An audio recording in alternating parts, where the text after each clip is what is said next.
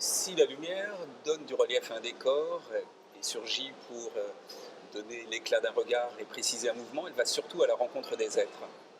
Viviane, en quoi la lumière t'a-t-elle aidé à révéler la femme d'exception que tu es? Waouh, ça commence fort. J'en ai fait un métier passion. Voilà, c'est mon métier. Je travaille la lumière et l'ombre aussi. Oui. Voilà, je suis une femme de l'ombre, mais j'éclaire des artistes, Ouais. des personnages. Pas Mais- seulement Mais d'ailleurs. comment cette lumière s'est jetée sur toi? Comment c'est venu cette passion? Il y a eu un déclic? Euh, oui, parce qu'en fait, je suis aussi, comme je suis une femme de l'ombre, je suis aussi quelqu'un qui vivait beaucoup la nuit. Oui. Et donc j'étais très attirée par les lumières, des spectacles, des concerts. Donc alors on doit dire qu'aujourd'hui, qu'on te présente, tu Oui. es régisseuse lumière ou régisseur lumière? C'est comme vous voulez. C'est vrai? Oui, régisseur, ça me va bien aussi. D'accord, ça ne te heurte pas quoi. Non, du tout. Et ce métier, on doit le considérer comme étant un métier de technicien, technicienne ou de créative, créatrice? Comment toi tu le perçois? Moi, je pense il y a deux stades dans ce métier. Non, c'est pas vraiment des stades. Mais il y a le côté technique Oui. qui est important parce que. Donc après savoir-faire. Voilà. Et puis après, il y a la créativité et la manière d'aborder l'artistique. D'accord. Donc lorsqu'on fait appel à une éclairagiste, une régisseuse lumière ou régisseur lumière, Oui. on vient chercher ta créativité. Oui. Et tu la puises où ta créativité? Ah, wow. Voilà. Peut-être ça? Aussi. Alors c'est l'objet que tu as choisi, Viviane. Tu peux nous dire pourquoi? Pour moi, c'est un livre référence. J'y plonge régulièrement quand je suis en création, parce que j'ai toujours des doutes. Et donc, je cherche de l'inspiration aussi D'accord. dans ce livre. Et donc ça, c'est quoi? C'est quelque chose que tu as trouvé par hasard ou qu'on t'a offert ou... Non, c'est quelque chose qu'on m'a offert. Ouais. C'est un livre que je voulais m'offrir. Et puis, j'ai fait une formation en Avignon à l'ISTS, qui est un institut supérieur des techniques du spectacle. Et en fait, mes collègues de stage, le jour de mon anniversaire, m'ont offert ce livre et ils l'ont dédicacé. Alors des collègues ou des collègues, c'est un monde féminin, masculin? Ah non, on était 2 filles dans la formation. Sur combien d'hommes? Il y avait 13 hommes. 13 hommes. 13. Mince. Non, faut pas dire. Donc il y a de la superstition aussi dans le métier. Ok. Voilà. Donc il y avait beaucoup plus d'hommes que de femmes. Et je dirais quel regard tu jettes sur, quelle lumière tu jettes sur le monde aujourd'hui?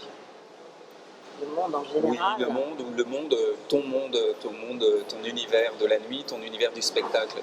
Comment tu le vois? Alors, moi j'ai beaucoup de chance parce que je suis en Martinique. Ah. Donc j'ai beaucoup de chance parce que je travaille.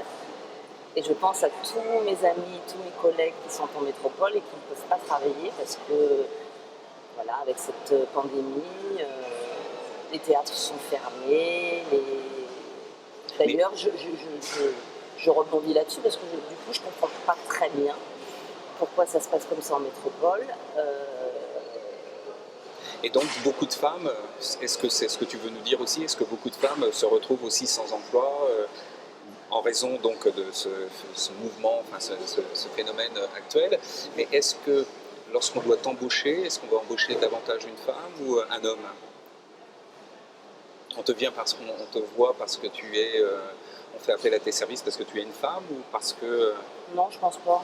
Non, je pense qu'on fait appel à mes services parce qu'on a déjà vu ce que je faisais ou parce qu'on est... Ah oui, alors c'est intéressant ça, parce qu'on peut être curieux aussi de travailler avec une femme pour faire la différence de la sensibilité.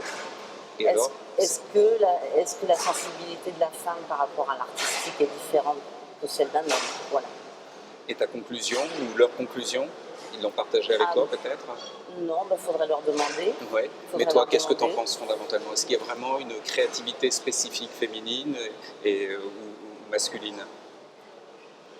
Je dirais pas ça, je pense qu'il y a un regard différent, une manière d'aborder l'artistique différente, mais ça, je pense que oui, c'est de la sensibilité féminine, mais il y a des hommes qui ont aussi cette sensibilité-là.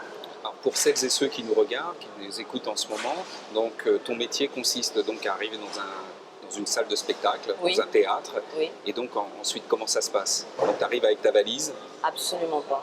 Non? Comment ça se passe Non, alors? j'arrive en général avec mon ordinateur dans un sac à dos. Oui. Parfois, il m'arrive de venir aussi avec des projecteurs, des rallonges, enfin des choses dont j'ai besoin. Et puis, mais j'arrive pas comme ça directement, c'est-à-dire qu'il y a eu une préparation en amont. D'accord. Donc j'ai envoyé un plan, j'ai assisté à des répétitions. Donc Est-ce que tu es celle qu'on attend ou parfois on te voit arriver dans la salle et puis on se dit mais qui est cette femme? Est-ce que c'est pas... je sais que tu éclaires des spectacles surtout de danse, Oui. de théâtre également, Oui, mais le regard qu'on porte sur toi c'est d'abord une artiste, une danseuse ou une actrice. oui, c'est vrai. Alors en Martinique, maintenant les gens me connaissent un peu, et comme en plus il y a pas de femmes en technique en Martinique, Ouais. j'en ai pas croisé. J'en ai croisé une en Guadeloupe.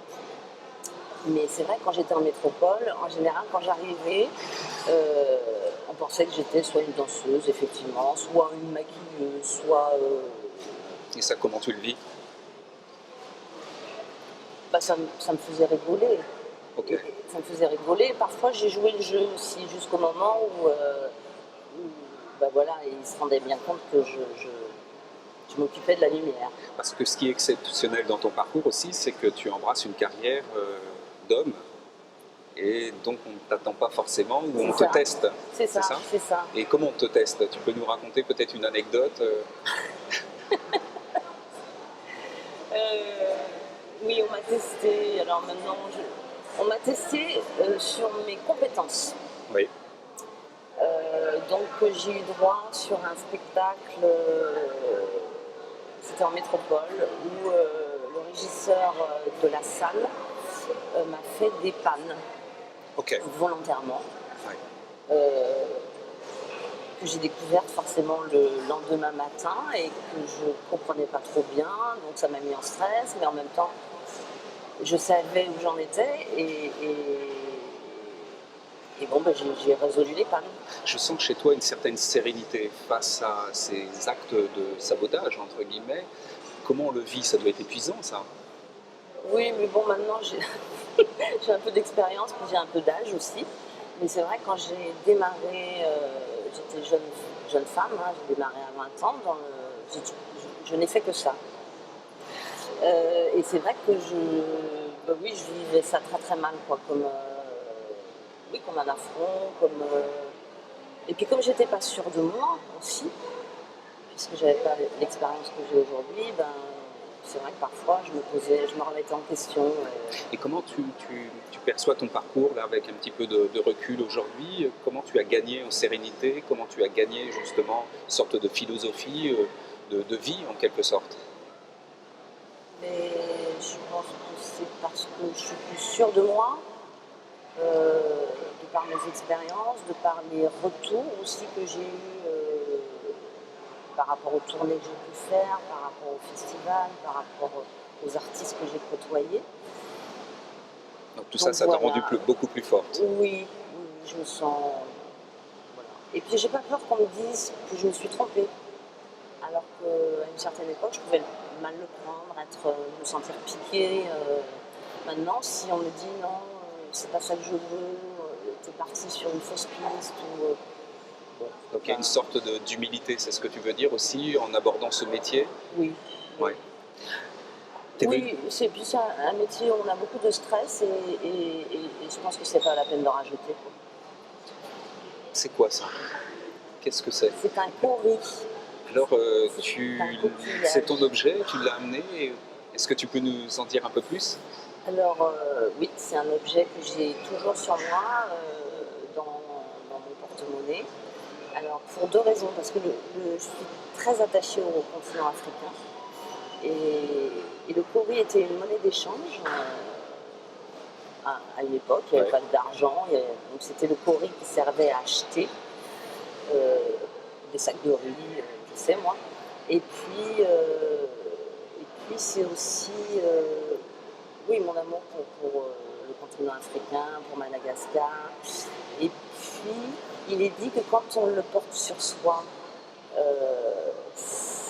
c'est un porte-bonheur. Et quand on le met dans son porte-monnaie, le porte-monnaie n'est jamais vide, ce qui fait qu'on aura toujours un peu d'argent. Alors, je te le remets. J'espère Merci que ça beaucoup. te continuera de porter chance, Merci. évidemment. Toi, tu as choisi de venir vivre ici, en Martinique. Oui. Tu l'as dit, tu as beaucoup travaillé dans l'Hexagone. Est-ce qu'il y a le regard entre les hommes là-bas et les hommes ici est le même ou il y a des différences? Oui, c'est différent, c'est très différent. Alors moi, je suis d'origine martiniquaise par mon père. Je suis née en métropole, j'ai vécu très longtemps en métropole. Effectivement, ça fait 6 ans que je suis en Martinique. Et puis, je me suis rendu compte effectivement qu'il y avait un décalage entre ma culture métropolitaine et la culture antillaise.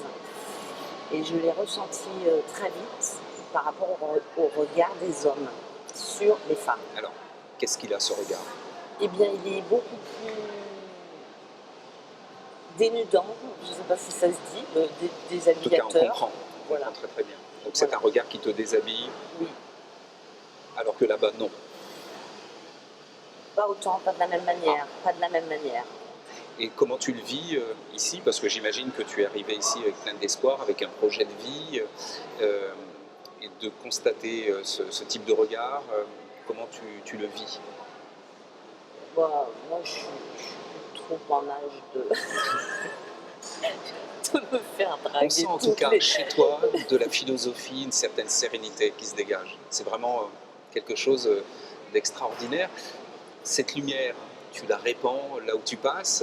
Si tu devais la répandre pour les jeunes générations qui nous écoutent, qui nous voient en ce moment, et t'adresser à ces jeunes femmes, qu'est-ce qu'il est pour toi important de dire aujourd'hui? Qu'est-ce qui est urgent de dire? Alors, ce qu'il est urgent de dire, c'est que, en revenant sur le regard que les hommes peuvent avoir sur les femmes et sur la jeune génération, c'est que quand on a choisi de faire quelque chose, il faut aller au bout de ce qu'on a choisi, si c'est un métier passion, si c'est une manière de se comporter qui fait partie de soi-même, il faut laisser vivre ça chez soi. Et puis surtout, l'important, c'est pas le genre de travailler dans un métier d'homme ou de femme, mais c'est la compétence qu'on a à faire ce qu'on aime. Moi, c'est ça que j'ai envie de dire. Bon, en tout cas, on sent une femme passionnée, une femme d'exception, Viviane. Merci en pile, merci en chai, merci en lot pour ces paroles pleines d'espoir. Merci, merci.